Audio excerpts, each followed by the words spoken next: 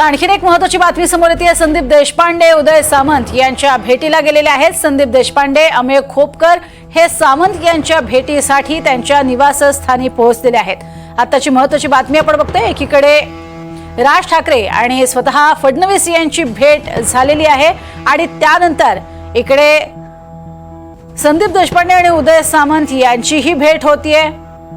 अधिक माहिती घेऊया देवेंद्र कोल्हटकर यांच्याकडनं। देवेंद्र, काय या भेटीमागची कारण? प्रज्ञा, आज सकाळपासूनच वेगवान घडामोडी मनसेच्या गोटातून घडताना आपल्याला पाहायला मिळतात आहे। मनसे अध्यक्ष राज ठाकरे आणि मुख्यमंत्री देवेंद्र फडणवीस यांची नुकतीच वांद्रे इथे भेट पार पडलेली आहे आणि या भेटीच्या चर्चा सुरू असतानाच आपण आता बघतोय की मनसे नेते संदीप देशपांडे आणि अमेय खोपकर हे शिवसेना शिंदे गटाचे नेते आणि मंत्री उदय सामंत यांच्या भेटीसाठी मुक्तागिरी ह्या त्यांच्या शासकीय निवासस्थानी पोहोचले असल्याची माहिती आहे। आपल्याला माहिती आहे की यापूर्वी देखील उपमुख्यमंत्री एकनाथ शिंदे असतील किंवा उदय सामंत असतील यांनी मनसे अध्यक्ष राज ठाकरे यांची शिवतीर्थ निवासस्थानी भेट घेतली होती। उदय सामंत यांनी जवळपास 3 ते 4 भेटी ज्या आहेत त्या राज ठाकरे यांच्या शिवतीर्थ निवासस्थानी घेतल्या होत्या। त्यावरून शिवसेना शिंदे गट आणि मनसे यांची युती होती की काय आगामी स्थानिक स्वराज्य संस्थांच्या निवडणुकांच्या पार्श्वभूमीवर अशा पद्धतीची चर्चा सुरू होती। त्यानंतर शिवसेना ठाकरे गट आणि मनसे यांची युती होती अशा पद्धतीच्या सुरू होत्या आणि या सगळ्या भेटीमध्ये आज मुख्यमंत्री आणि राज ठाकरे यांची भेट झालेली आहे आणि आता एक दुसरी महत्वाची भेट जी आहे ती उदय सामंत आणि मनसेच्या नेत्यामध्ये थोड्याच वेळात पार पडणार आहे। नक्कीच। मात्र या भेटीतनं एक मात्र स्पष्ट होतंय की महायुती जी आहे त्याच्या बाजूनं राज ठाकरे हे भक्कम उभे राहतात का, ह्या संदर्भातली उत्तराला थोडंसं सकारात्मक अशा स्वरूपाचं प्रतिक्रिया जी आहे ती येताना पाहायला मिळतेय। देवेंद्र, कशा स्वरूपाचं हे बेरजेचं राजकारण असू शकतं याबद्दल थोडं सांगाल? नक्कीच आपण बघतोय की लोकसभा निवडणूक असेल किंवा विधानसभा निवडणूक असेल, या निवडणुकीच्या वेळी मनसेची महायुती सोबत सलगी पाहायला मिळाली होती। लोकसभेला महायुतीला मनसेने बिनशर्त पाठिंबा दिला होता, तर विधानसभेला मनसे आणि भाजप असेल किंवा महायुती असेल त्यांनी एकमेकांच्या उमेदवारांना काही ठिकाणी उघड असा पाठिंबा दिला होता। मनसेची थेट विधानसभेला युती जरी झाली नसली तरी काही जागावरती भाजपने त्यांच्या उमेदवारांना पाठिंबा दिला होता आणि आता सगळ्यांचं लक्ष लागलेलं आहे ते म्हणजे मुंबई महानगरपालिकेची निवडणूक आणि स्थानिक स्वराज्य संस्थांची निवडणूक। या निवडणुकांच्या पार्श्वभूमीवर सध्या वेगवेगळ्या युती आघाड्या मनसेच्या बाजूने होताना दिसतात। त्यात खास करून शिवसेना ठाकरे गट आणि राज ठाकरे एकत्र येतील का अशा पद्धतीची चर्चा असतानाच आता आपण बघतोय की ह्या वेगवेगळ्या भेटीगाठी होतात। त्यामुळे स्वाभाविक आहे ज्या पद्धतीची सकाळी भेट झालेली आहे मुख्यमंत्री देवेंद्र फडणवीस आणि राज ठाकरे आणि आता जी शिवसेना शिंदे यांच्यासोबत मनसेच्या नेत्यांची भेट होती त्यावरून स्वाभाविक आहे आपण असं म्हणू शकतो की मनसेचा एक झुकाव जो आहे तो महायुतीच्या सोबत आहे की काय अशा पद्धती देखील चर्चा आहे। नक्कीच। धन्यवाद देवेंद्र या संपूर्ण माहितीसाठी। तर विजय चोरमारे आपल्या सोबत सध्या आहेत, राजकीय विश्लेषक आहेत।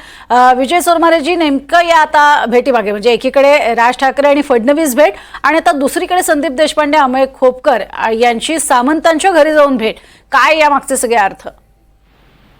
तर खरं तर एवढ्या लवकर सगळ्या गोष्टींचे घटनांचे अर्थ काढणं थोडं कठीण आहे, कारण त्या संदर्भातल्या त्यांचे हेतू, भेटीची कारणं या संदर्भातलं त्यांच्याकडून जे काही स्पष्टीकरण आहे ते आधी यावं लागेल। म्हणजे आधी देवेंद्र फडणवीस आणि राज ठाकरे यांचं स्पष्टीकरण यावं लागेल आणि त्यानंतर उदय सामंत आणि संदीप देशपांडे वगैरे भेटतायत त्यांचं स्पष्टीकरण यावं लागेल।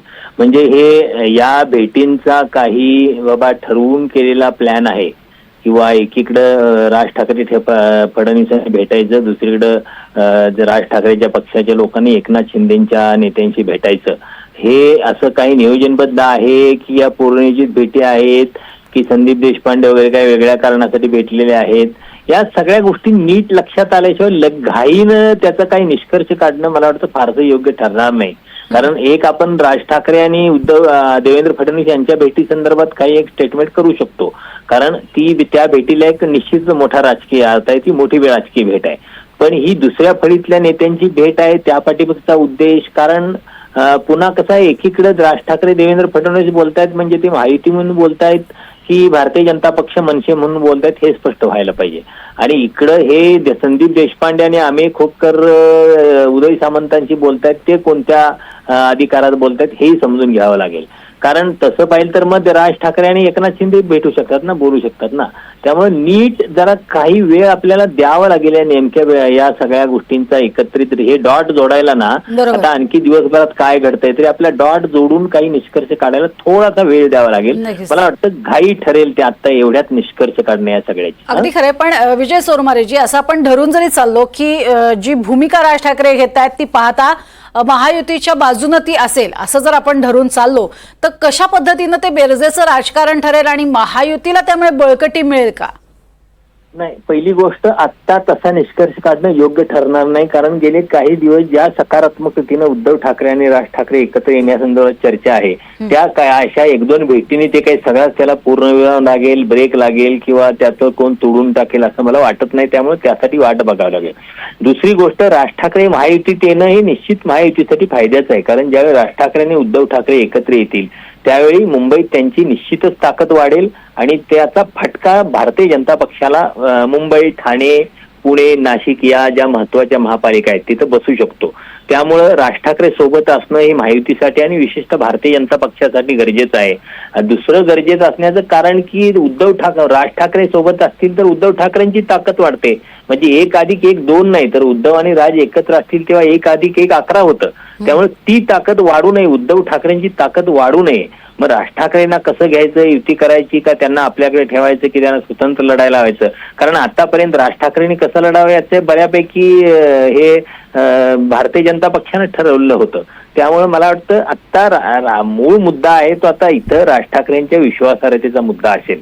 कारण एकीकडे या चर्चा सकारात्मक रीतीने पुढे जाताना दिसत आहेत आणि दुसरीकडे राज ठाकरे आणि त्यांचे नेते विरोधी पक्षाशी बोलतायत. त्यामुळे मला वाटतं हा उद्धव ठाकरे राज ठाकरे यांच्या भेटीत ब्रेक आणणारी ही गोष्ट आहे.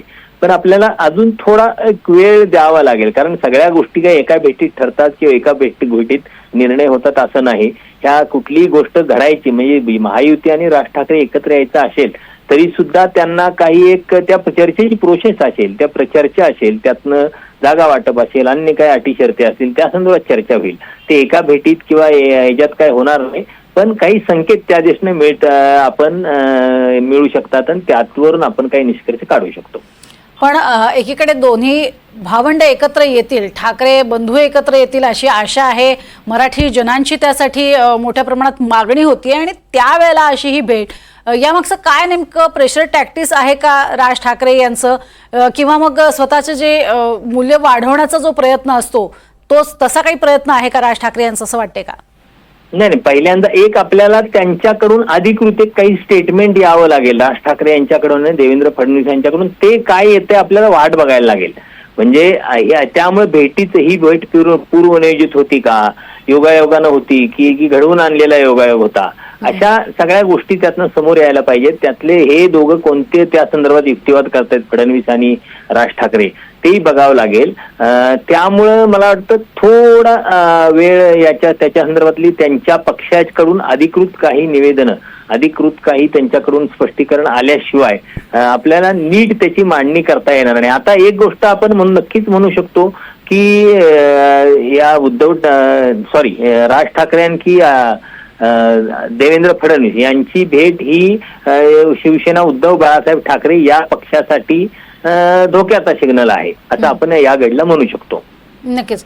विजय सोरमारेजी, हेच विचारायचं होतं की उद्धव ठाकरे पक्षाकडनं आणि अर्थातच ठाकरे गटातील जे नेते आहेत ते आता नेमका कसा विचार करतील? कारण इतके दिवस जी मागणी केली जाते त्या मागणीला कुठेतरी हरताळ फासला जातोय का, असाही सवाल उपस्थित होतोय आणि मनात अर्थातच शंका येणं हे अगदी स्वाभाविक आहे.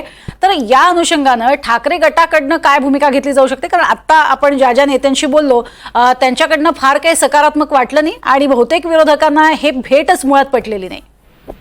आता एक गोष्ट लक्षात घ्यावी लागेल की दोघांनी एकत्र येण्यासंदर्भात आतापर्यंत सुरुवातीला राज ठाकरे आणि उद्धव ठाकरेंची जी 2 स्टेटमेंट आली म्हणजे राज ठाकरे आणि महेश मांजरेकर यांच्या मुलाखतीत केलेलं वक्तव्य आणि त्यानंतर उद्धव ठाकरे यांनी त्याला दिलेला प्रतिसाद, या 2 गोष्टींच्या संदर्भात म्हणजे त्या थेट 2 गोष्टी वगळता त्यानंतर या दोघांच्याकडूनही त्या संदर्भात काहीही वक्तव्य आलेलं नाही.